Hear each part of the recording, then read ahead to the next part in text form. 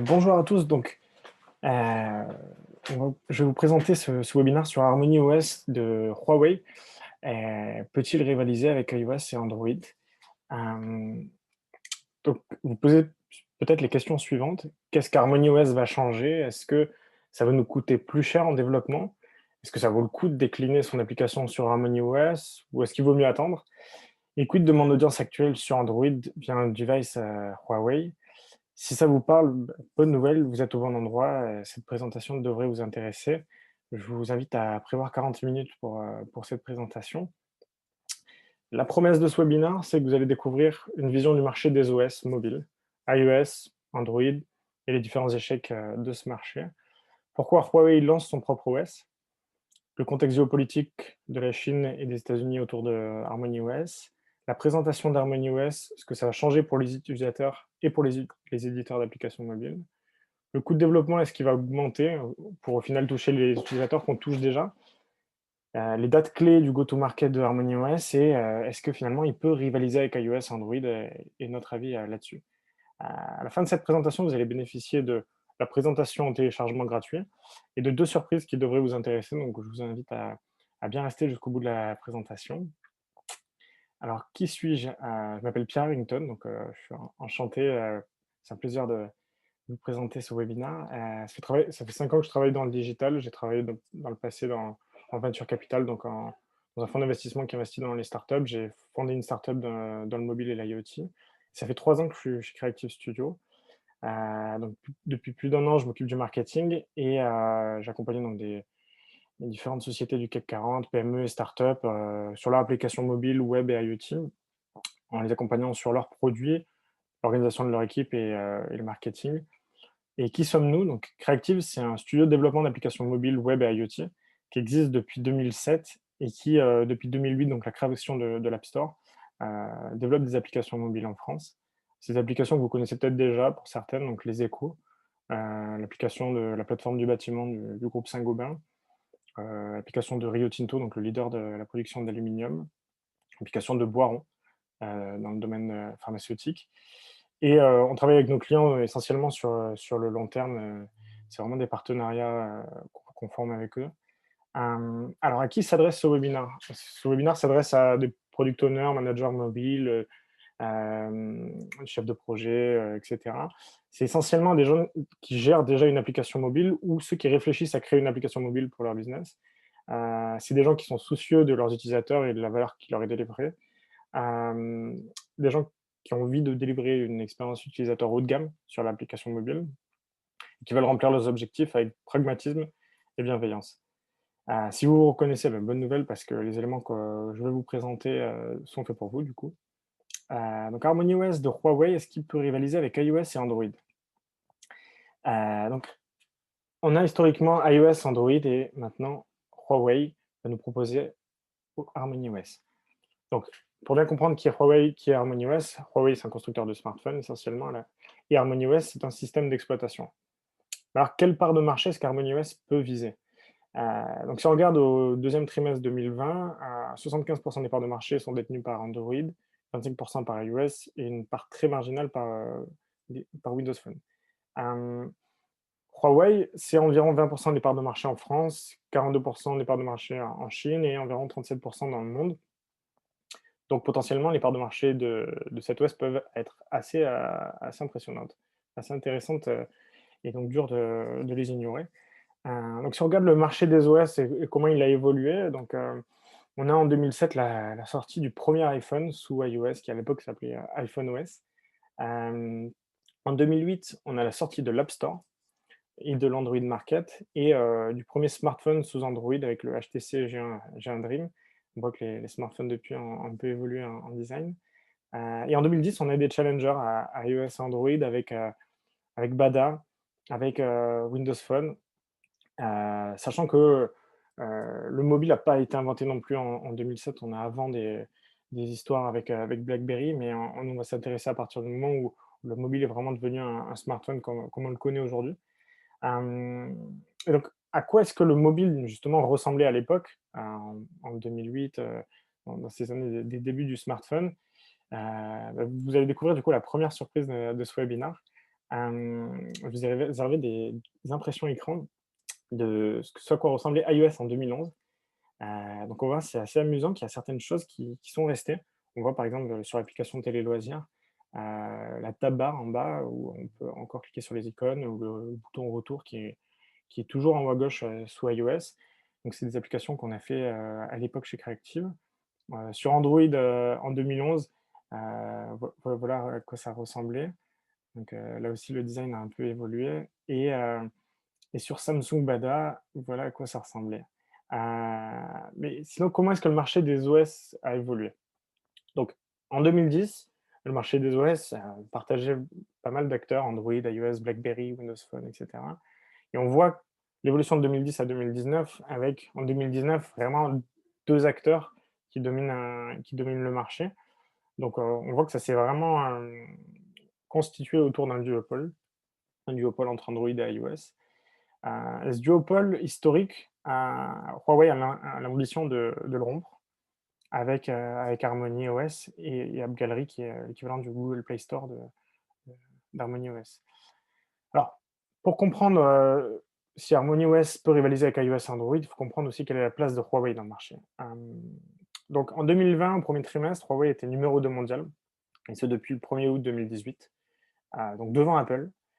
Ils sont même passés au deuxième trimestre numéro 1 mondial, mais alors attention, parce qu'Huawei a quand même profité de la reprise économique chinoise pendant que le reste du monde souffrait de la crise du Covid. On voit au troisième trimestre que Huawei a repris sa deuxième place, et Samsung a repris la première place. Néanmoins, Huawei reste encore devant Apple. Mais alors pourquoi est-ce que Huawei au final lance un nouvel OS? Parce que certains ont déjà échoué. Euh, pour comprendre pourquoi, il faut regarder l'historique en fait.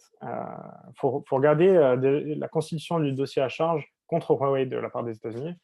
Donc, les États-Unis accusent Huawei d'avoir triché sur des bancs d'essai, d'avoir volé de la technologie, d'avoir effectué des vols, fraudes présumées de secrets commerciaux, d'avoir espionné, et ils identifient Huawei comme une menace pour la sécurité nationale. Euh, et les mesures anti-Huawei qui sont prises du côté des États-Unis, on interdit aux entreprises américaines de s'équiper de fournisseurs étrangers jugés à risque comme Huawei, et on va jusqu'à adopter une loi interdisant au gouvernement d'acheter du matériel de télécommunication à Huawei.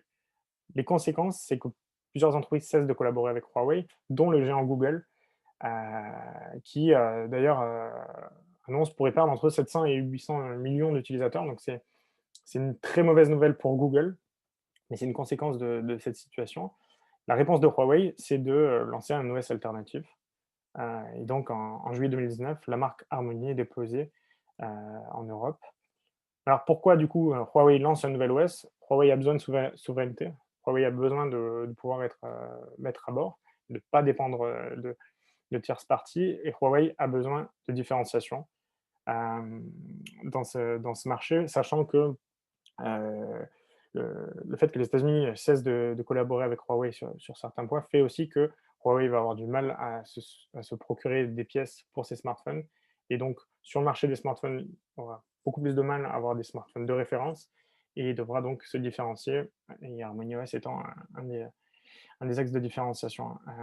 Nous, on pense que ça constitue quand même une opportunité immense pour Huawei, malgré cette menace, parce que si on regarde uniquement les revenus des stores applicatifs, donc publicité, téléchargement payant, etc., l'App Store d'Apple a généré 519 milliards de dollars en 2019. Donc là, on ne prend même pas en considération le Google Play Store. Donc on va dire qu'à malheur, quelque chose est bon. Euh, et donc, effectivement, en juillet 2019, la marque Harmony est déposée. Voici ce à quoi ressemble le visuel d'Harmony OS sur son logo aujourd'hui. Alors, qu'est-ce que ça va changer finalement? Donc, c'est environ en France 20% de part de marché. À court terme, il n'y a pas d'impact pour les smartphones actuels. Si vous avez déjà un smartphone Huawei, il n'y aura pas d'impact. En décembre, donc ce mois-ci, on a déjà une version de bêta d'HarmonyOS 2.0, donc pour les développeurs. Et on va avoir deux échéances sur l'année prochaine, en avril et en octobre. Donc en avril, on va voir les petits smartphones qui vont être équipés de Huawei, et en octobre 2021, l'ensemble des appareils de Huawei sera équipé d'Harmony OS. Mais qu'est-ce qu'Harmony OS donc 2.0 va changer finalement? Alors il y a quelque chose de fondamental qui va changer. C'est, comme Huawei le décrit, c'est le premier OS distribué pour une ère du tout scénario. Donc faut comprendre pour comprendre ce que ça veut dire, il faut comprendre, ce que vend Huawei. Donc Huawei vend des smartphones, ils sont très connus pour ça, mais c'est pas la seule chose qu'ils commercialisent. Huawei vend aussi tout un tas d'objets, des montres, des écouteurs, des ordinateurs, mais aussi, du matériel pour le foyer, donc des frigos, des lave-linges, des fours. Hem, L'ambition de Huawei, c'est de connecter les gens, à travers tous les scénarios et à travers tous les appareils. Et donc cet OS n'est pas seulement un OS mobile, mais aussi un OS, distribué qui va aller, sur tous ces appareils. Et donc on parle de nos frameworks adaptatifs. Alors est-ce que ça sera un réel gain de temps finalement pour les développeurs? C'est quelque chose qui est encore dur à dire aujourd'hui. On peut comparer par exemple, fait de développer sur un langage cross-platform ou hybride qui parfois peut être considéré comme un gain de temps.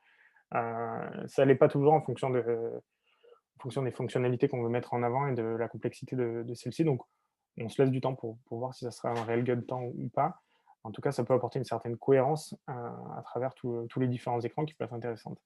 Alors coût des performances d'HarmonyOS. Quand on regarde les performances qui sont partagées par Huawei, donc on aura des applications qui a priori ça s'ouvriraient très rapidement.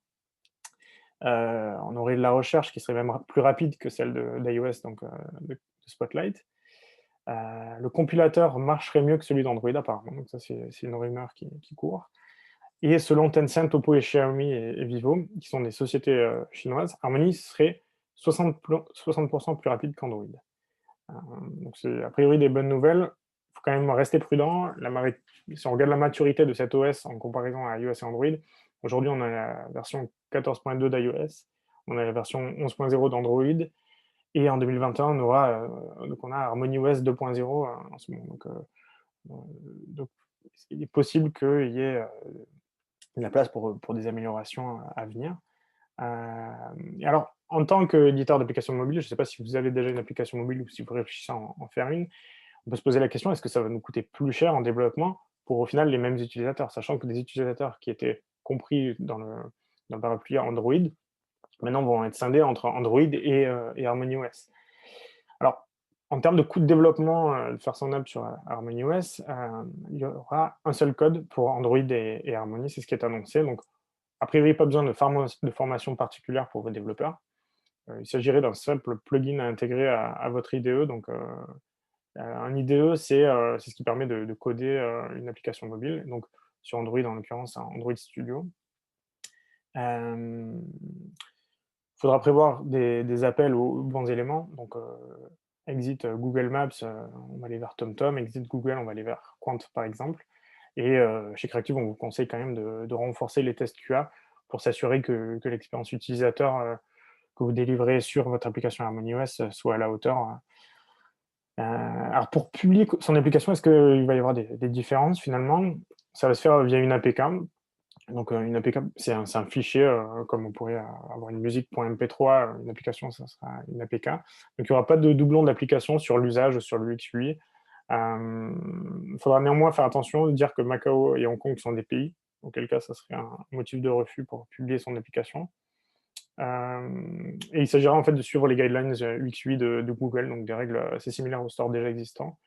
Et sur la procédure, elle sera similaire à celle de Google. Tout l'intérêt de Huawei et de ne pas arriver en rupture, au contraire, que vraiment la transition soit le plus seamless possible pour qu'ils puissent s'intégrer au mieux dans le paysage. Euh, donc, à quoi ressemblera le Google Play Store de Huawei, qui avant s'appelait le Android Store? Euh, il va ressembler à ça, il va s'appeler App Gallery. Euh, il va s'appeler App Gallery, donc voici les premiers visuels. Donc c'est une interface utilisateur qui est assez familière.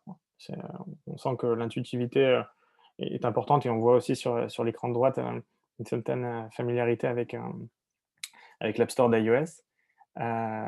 C'est l'App Gallery, un store qui est déjà utilisé hein. En Europe, on a déjà 33 millions d'utilisateurs actifs mensuels. Euh, et on a déjà des premières success stories entre App Gallery et des éditeurs, notamment sur de l'acquisition d'utilisateurs, parce que Ce qui est intéressant avec Huawei, c'est via HarmonyOS et AppGallery, c'est que ça adresse quand même une cible assez précise. Et donc, pour réaliser des campagnes d'acquisition, on a Bolt, marque de trottinette, qui a une success story à partager avec Huawei. Sur AppGallery, on a déjà plus de 60 000 apps dans divers domaines, euh, avec des apps localisées. Donc en Europe, on va retrouver des apps qu'on connaît, hein, c'est Discount, c'est SNCF, BFM TV. Mais alors, toutes les apps ne sont pas encore sur AppGallery, par contre. Toutes les apps ne sont pas encore sur AppGallery. Et donc, pour les apps qui ne sont pas encore sur AppGallery, Huawei nous propose de les télécharger via Petal Search, qui est un service qui propose aussi, qui est un moteur de recherche qui va nous permettre de aller au-delà du moteur de recherche, de nous permettre de faire du shopping, de voir des news, de télécharger des applications mobiles. Donc, on pourrait penser à un Yahoo dans la mesure où ça nous apporte aussi des actualités, ou un Google aujourd'hui, avec une recherche visuelle ou vocale. Mais si on regarde du coup les applications mobiles qui sont déjà disponibles sur AppGallery, ou en tout cas accessibles depuis HarmonyOS, on voit que par exemple Netflix n'est pas encore sur AppGallery. On voit que Instagram ne l'est pas encore. Alors elle est accessible via Petal Search, mais ça c'est encore une axe d'amélioration pour Huawei, sur lequel ils travaillent pour que les utilisateurs Android n'hésitent pas à acheter un smartphone Huawei pour avoir accès à leurs applications mobiles favorites. Et donc là, on regarde, WhatsApp est présent, TikTok est présent, Uber Eats ne l'est pas encore, Zoom est présent, et tous anti-Covid est présent sur AppGallery. Alors, qui a déjà son app sur AppGallery, Petal Search ou en cours de développement? On est curieux de le savoir si parmi vous qui visionnez le webinaire, certains l'ont déjà, on est curieux de le savoir. Si certains sont réticents, on serait curieux de le savoir. Si vous cherchez à déployer votre app sur AppGallery ou Petal Search, vous pouvez nous écrire, on vous aidera à monter votre application mobile à HarmonyOS. Et du coup, pour poursuivre, qui dit nouvelle OS, dit nouveau store, mais dit aussi nouveau service. Quand on parle de services, on parle des services de recherche, de cartes, de calculatrices, etc., qui font que sur un téléphone, sur un smartphone, on peut proposer énormément de services à ses utilisateurs. Et donc, Huawei a mis en place Huawei Mobile Service HE. Et alors, comment est-ce que Huawei est en train de recréer tout un environnement? Donc, on voit que Huawei a fait un partenariat avec le français Quant pour la partie moteur de recherche pour une partie du monde. Il y a un partenariat avec TomTom aussi pour les cartes. Et c'est tout un univers qui a été recréé, et ça, c'est quelque chose qui est assez impressionnant. C'est vraiment un travail colossal de la part de Huawei, que de recréer tout ce qui a été créé pendant 10 ans par iOS et Android, donc sur le paiement, sur les publicités. Donc on voit que leurs services sont en croissance constante. Il y a énormément de services, on ne pourrait pas tous vous les présenter maintenant. Et il y a une plateforme de publicité aussi pour réaliser son acquisition, et qui va aussi être un levier de différenciation pour Huawei, donc avec de la publicité sur plusieurs formats différents. Et donc on a encore la success story avec Bolt qui est mise en avant par Huawei. Alors, finalement, est-ce qu'HarmonyOS de Huawei peut rivaliser avec iOS et Android? Notre avis sur la question, donc si vous avez un avis, on est curieux de le connaître. Notre avis, c'est qu'on ne sait pas où ça ira, c'est dur de prévoir le potentiel aujourd'hui. On se rappelle quand même que Samsung Bada et Windows Phone ont échoué. Donc, sachant que Samsung est quand même leader sur les smartphones, Windows est quand même backé par Microsoft. Mais subsiste la question aussi de la disponibilité des apps préférées des utilisateurs. Donc aujourd'hui, on n'a pas certaines applications mobiles. Alors pour les utilisateurs en Chine, on est plutôt confiant parce que les applications chinoises sont présentes. Mais hors de Chine, il y a quand même un doute qui persiste sur les apps qui ne sont pas encore disponibles, notamment les apps américaines. Mais j'imagine quand même que c'est un enjeu qui est pris en compte par Huawei, et que ça sera quelque chose qui finalement sera résolu à moyen terme. Il y a une incertitude qui plane autour de l'avenir de Huawei sur le marché des smartphones, qui, sans ses composants, ne pourra pas proposer des smartphones haut de gamme. ça leur empêche pas de proposer énormément de smartphones moyenne gamme. Se pose aussi la question de Biden, donc Biden qui d'ailleurs aujourd'hui a été officiellement élu président. Est-ce qu'il va assouplir les relations avec Huawei? C'est une question ouverte. En tout cas, Huawei semble dessiner sa différenciation avec Harmony et les différents objets connectés. Et ce qu'on se dit, c'est que si quelqu'un aujourd'hui peut rompre le duopole entre iOS et Android, c'est bien Huawei. C'est quand même une entreprise qui est très performante et très bien structurée, qui l'ont prouvé. Et en tant qu'éditeur d'applications mobiles, on ne peut juste pas ignorer 20% du marché. C'est-à-dire que si 20% va effectivement sur Harmony OS, c'est quand même énorme et c'est compliqué à l'ignorer. Donc l'OS inspire quand même fortement des best practices qui sont déjà mises en place par iOS et Android. Donc pour l'intuitivité, pour le transfert, ça devrait être assez seamless.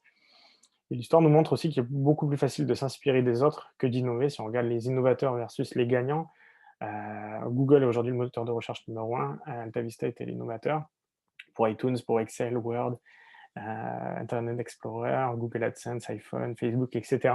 C'est rare que l'innovateur soit le gagnant. Donc en fait, Huawei peut aussi profiter de toute cette courbe d'apprentissage pour s'inspirer et pour proposer un OS qui soit à la hauteur. En tout cas, HarmonyOS a une autoroute devant soi pour s'imposer auprès de 20% du marché, peut-être même plus. L'histoire nous le dira. En attendant, on a hâte de voir les réactions du marché, on a hâte de voir les réactions des utilisateurs avec HarmonyOS quand il sera vraiment dans les mains de ces utilisateurs. Et on est curieux de savoir, vous, où en êtes-vous sur votre app, sur HarmonyOS. Si vous cherchez à la rendre accessible, en tout cas aux utilisateurs Huawei, vous pouvez nous écrire au mail que vous avez reçu de ma part, ou les équipes en tout cas de Creative se feront un plaisir de vous aider là-dessus. Je vous ai gardé une deuxième surprise. Ma deuxième surprise, c'est le guide des outils tech dans le développement d'applications mobiles, qui va recenser tous les outils, donc les IDE, etc., pour être à la hauteur des best practices. Pour le télécharger, je vous invite à m'envoyer un mail à p.harrington@creative.com. Vous pourrez le télécharger gratuitement. C'est le p.harrington@creative.com, c'est le mail que vous avez reçu pour vous connecter à ce webinaire. Je vous invite aussi à nous suivre sur LinkedIn pour avoir plus d'informations sur le mobile. Et, je vous invite à suivre le blog de Creative pour avoir des articles qui parlent des applications mobiles. Si vous voulez télécharger la présentation gratuitement, vous pouvez le faire pareil à p.harrington@creative.com. J'espère que cette présentation vous a plu. Je suis preneur de retours pour les prochains webinars. Et c'était un plaisir en tout cas de vous présenter cette présentation. Et je vous dis à très bientôt. Et jeudi à 11h, il y aura un webinaire d'organiser pour savoir comment dépasser 99,5% de crash free user. Et crash étant quand on ouvre une application mobile et que d'un coup on a un écran noir et notre application s'éteint, ce qui est quelque chose d'assez dommageable pour l'expérience utilisateur.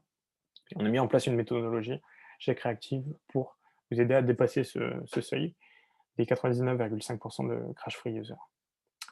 Voilà, je vous souhaite une bonne journée. Au revoir.